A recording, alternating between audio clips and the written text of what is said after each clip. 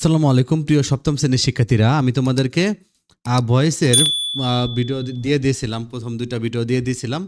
তো তোমরা এটা পার্ট 3, তোমরা এটা আমি আগের ভিডিওতে তোমাদের অ্যাসার্টিভ সেন্টেন্সের ভয়েস করেছিলাম। এবার তোমরা ইম্পারেটিভ আর ইন্টারোগেটিভ ভয়েসগুলো এখান থেকে করে ফেলতে পারবা। দেখো ইম্পারেটিভ সেন্টেন্স, যে শুরুতে ভার্ব দ্বারা ইম্পারেটিভ সেন্টেন্স। দেখো মনে রাখবা, ইম্পারেটিভ সেন্টেন্স দুই রকমের হয়, হয়তো শুরুতে ভার্ব থাকবে, নাহলে লেট থাকবে।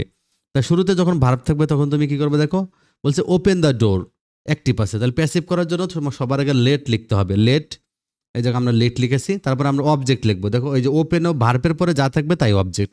এই যে লেট, তারপর অবজেক্ট মানে দ্য ডোর লিখছি আমরা, এই যে দ্য ডোর। তারপর আমরা বি দিব, দেখো আমরা এই যে বি দিয়েছি, তারপর ভার্বের পাস্ট পার্টিসিপল দিব। দেখো আমরা ওপেন আছে, আমরা লিখছি ওপেনড। দেখো ওই যে ওপেন লিখেছি, বয়স শেষ, একদম ইজি। হ্যাঁ, ডোন্ট ওপেন দ্য ডোর, মাঝে মাঝে imperative sentence don't, negative imperative সেন্টেন্সে সবসময় ডোন্ট থাকে, অন্য কিছু থাকবে না। হ্যাঁ, তাহলে ডোন্ট ওপেন দ্য ডোর, তাহলে তোমরা লিখবা যে লেট নট, এই যে লেট নট লিখবা শুধুমাত্র। এই যে নেগেটিভ হলে শুধুমাত্র লেট নট লিখতে হয়, আগের মতোই থাকবে, যে লেটের জায়গায় লিখবো লেট নট। এবার ওপেন দ্য ডোর, ওপেন হলো ভার্ব, দ্য ডোর হলো অবজেক্ট। এই যে অবজেক্টকে আমরা সাবজেক্ট বানাইছি the door, let not the door. তারপর আমরা বি লিখেছি, হ্যাঁ এই যে বি লিখবো, তারপরে ভার্বের পিপি ফর্মে যে বি ওপেন্ড।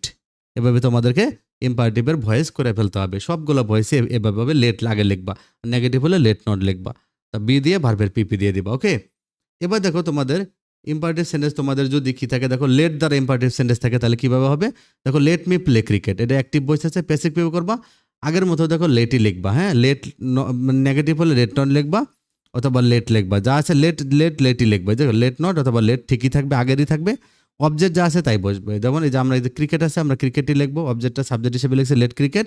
তারপর আমরা বি দিয়েছি, দেখো এই যে বি দিয়েছি, এই যে বি, তারপর ভার্বের পাস্ট পার্টিসিপল এই যে প্লে আছে, আমরা ভিপিপিপি হলো প্লেট লিখেছি।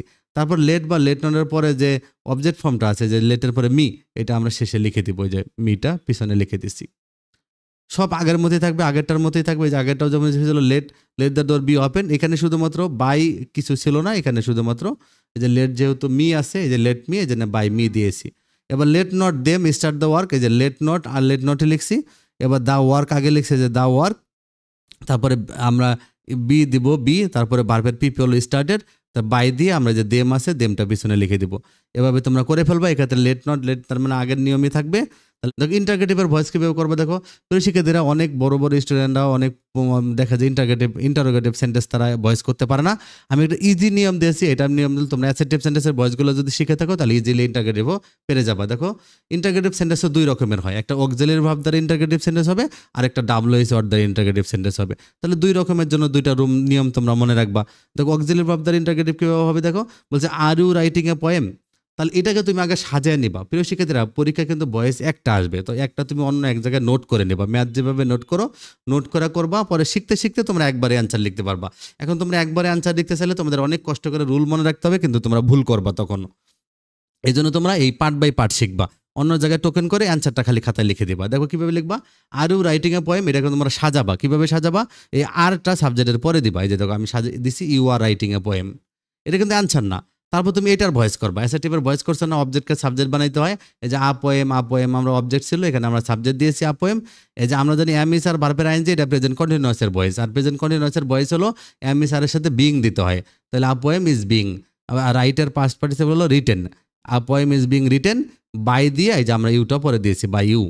তাহলে এখন দেখো যেহেতু এটা ইন্টারগেটিভ ভয়েস, এই জন্য মনে রাখবা ইন্টারগেটিভ মানে অক্সিলারি ভার্বটা খালি আগে দিয়ে দিবা, এই যে ইজটা সাবজেক্টের আগে দিয়ে দিবা, এই যে is a poem being written by you, তাহলে এটা তোমাদের মূল অ্যান্সার, মূল প্যাসিভ হলো এটা। তাহলে এটা থেকে যদি এটা করতে চাও তোমাদের কষ্ট হয়ে যাবে, বাট তোমরা এইটাকে তুমি আগে সাজায় নেবে অ্যাসার্টিভ, মানে অক্সিলারি ভার্বের পরে সাবজেক্টের পরে অক্সিলারি ভার্বটা দিয়ে দেবা, আরটা যে ইউর পরে দিছি, পরে এটা নর্মাল অ্যাসার্টিভের ভয়েস করবা, অবজেক্টকে সাবজেক্ট বানাবা, টেন্স পার্সন অনুযায়ী অক্সিলারি ভার্ব দিবা, ভার্বের পাস্ট পার্টিসিপল দিবা, পরে বাই বা উইথ দিবা, তারপরে সাবজেক্টটা অবজেক্ট বানিয়ে দিবা, তারপর অক্সিলারি ভার্বটা খালি সাবজেক্টের আগে দিয়ে দিবা, বাস তোমাদের ইন্টারগেটিভ সেন্টেন্স অক্সিলারি ভার্ব দ্বারা যত ইন্টারগেটিভ সেন্টেন্স আছে সব ভয়েস এভাবে করবা।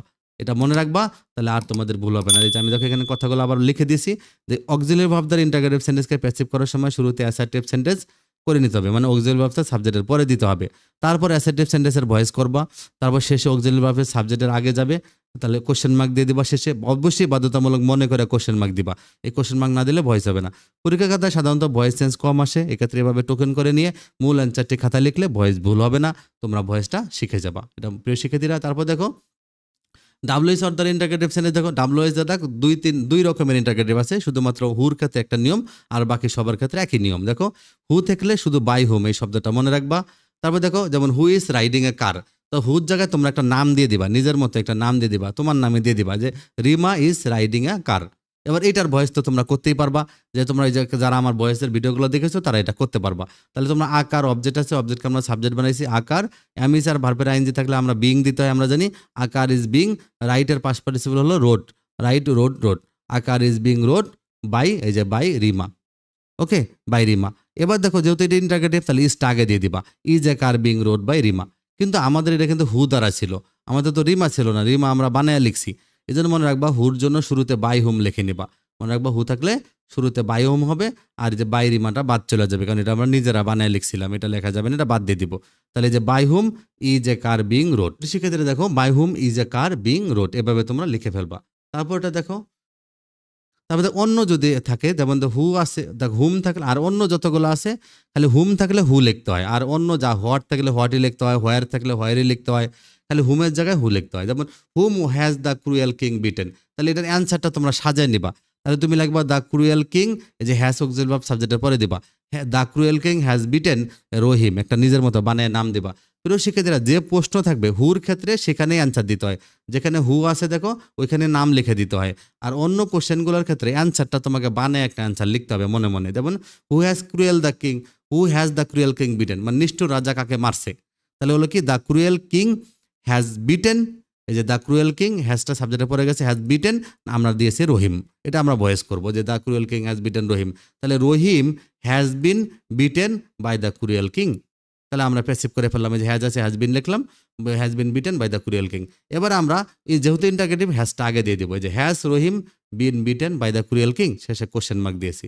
তবে যেহেতু হুম থাকলে হু লিখতে হয়, আমরা এই যে হুমের জায়গায় আমরা হু লিখে দিছি, যে হু হ্যাজ বিন, দেখো রহিম তো আমরা নিজেরা বানিয়ে লিখছি নামটা, অ্যান্সারে আমরা রহিমটা বাদ দিয়ে দিব। দেখছো হ্যাঁ হু হ্যাজ, এই যে Rahim had been beaten by the cruel king, যা আছে সব দেখে লিখছি। আমি কোশ্চেন অ্যান্সার অনুযায়ী সাজিয়ে যে কোনো নাম রহিম যেমন ধরা হয়েছে তারপর ওই সেন্টেন্সের ভয়েস করতে হবে। যেহেতু ইন্টারগেটিভ সেন্টেন্স তাই অক্সিলারি ভার্ব সাবজেক্টের আগে যাবে, আর হু এর পরিবর্তে হুম বসবে, এবং যে নাম ধরছে রহিম এই রহিমটা বাদ দিয়ে দিতে হবে। তো শিক্ষার্থীরা এভাবে দেখো মনে রাখবা যে ইন্টারগেটিভ সেন্টেন্সের পরে অবশ্যই কোশ্চেন মার্ক বসবে, শুধু মূল অ্যান্সারটা খাতায় লিখবা তোমরা।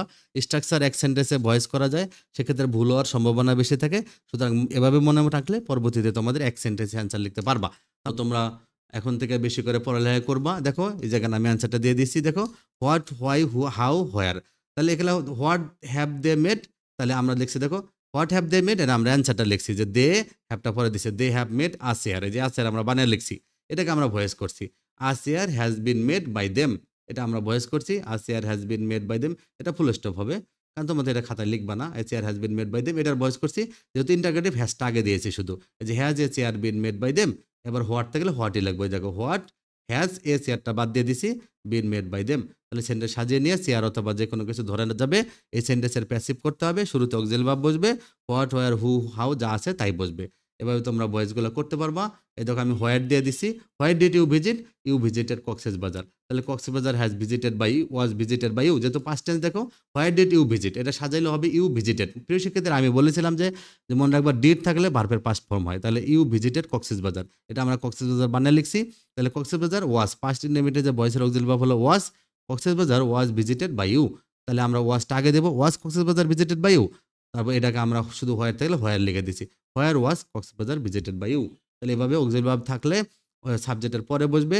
তো মনে রাখবো অক্সিলারি ভার্বগুলো সাবজেক্টের পরে বসে, তবে ইনডেফিনিট টেন্সে ডু ডাজ ডিড, প্রেজেন্ট ইনডেফিনিটে ডু ডাজ, পাস্ট ইনডেফিনিটে ডিড, এগুলো অ্যাসার্টিভ সেন্টেন্সে বসে না। এই জন্য অ্যাসার্টিভ সেন্টেন্সে মনে রাখতে হবে টেন্স অনুযায়ী বসবে।